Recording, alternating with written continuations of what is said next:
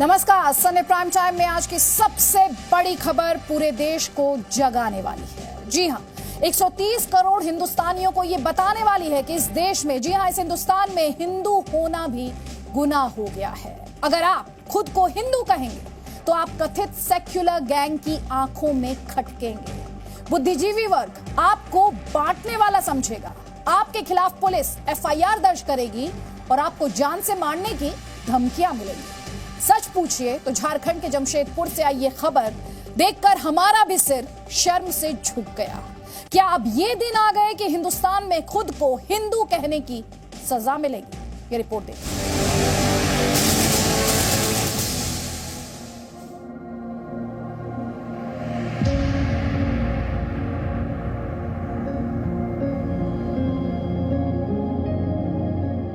मुझे गर्व है कि मैं उस धर्म से हूं जिसने दुनिया को सहिष्णुता और सार्वभौमिक स्वीकृति का पाठ पढ़ाया है। हम सिर्फ सार्वभौमिक सहिष्णुता पर ही विश्वास नहीं करते, बल्कि हम सभी धर्मों को सच के रूप में स्वीकार करते हैं। सन 1893 में स्वामी विवेकानंद ने हिंदू धर्म पर यह ऐतिहासिक भाषण शिकागो में दिया था और पूरी दुनिया को बताया था कि हिंदू धर्म महान क्यों है और क्यों उन्हें हिंदू होने पर गर्व होता है। लेकिन आज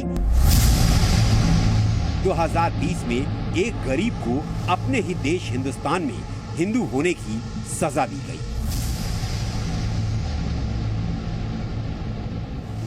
झारखंड के जमशेदपुर में एक फल विक्रेता के खिलाफ इसलिए FIR दर्ज की गई क्योंकि उसने खुद का परिचय हिंदू दिया, अपने बैनर के आगे हिंदू शब्द लिखा और अब इस गरीब को जान से मारने की धमकियां भी मिलने लगी हैं। क्या ये सिर्फ इसलिए है क्योंकि इस देश में आज भी मुस्लिम तुष्टीकरण का खेल चल रहा है? क्या ये सिर्फ इसलिए ताकि राजनीतिक दल एक वर्ग को खुश रख सके? हम लोग पर फोन भी बहुत दूर दूर से, दुबई से, तो कोई करता है, बोलता है पाकिस्तान से, कोई बोलता है हम बम्बई से बोल रहे हैं।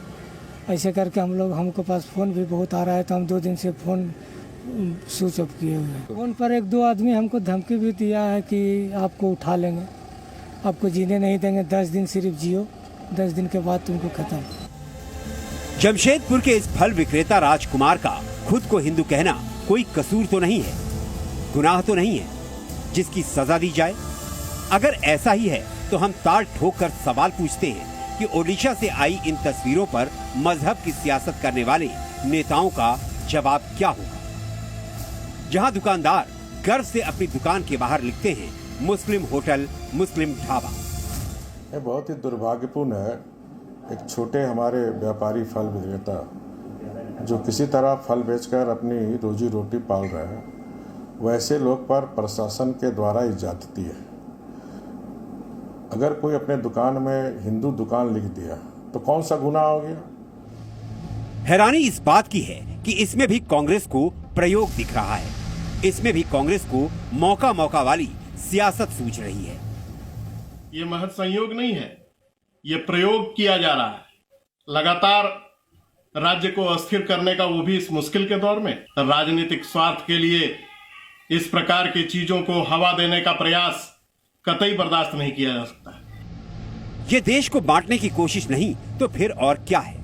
जहां एक वर्ग विशेष के लिए तो अवार्ड वापसी गैंग सक्रिय हो जाता है, डिजाइनर पत्रकार सवाल खड़े करने लगते हैं, बुद्धिजीवी गैंग कोसने के लिए सड़कों पर निकल आते हैं। लेकिन चाहे जमशेदपुर की घटना हो या फिर पालघर में साधुओं की लिंचिंग, हर बार ऐसे मुद्दों पर सन्नाटा छा जाता है।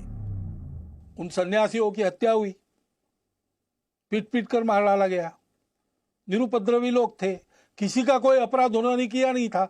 धर्म का आचरण करने वाले, धर्म का आचरण फैलाने वाले थे, मानव पर उपकार करने वाले लोग थे। उसका दुख हम सबके मन में है। आज ऐसी ओछी सियासत से हमारा भी सिर शर्म से झुक गया है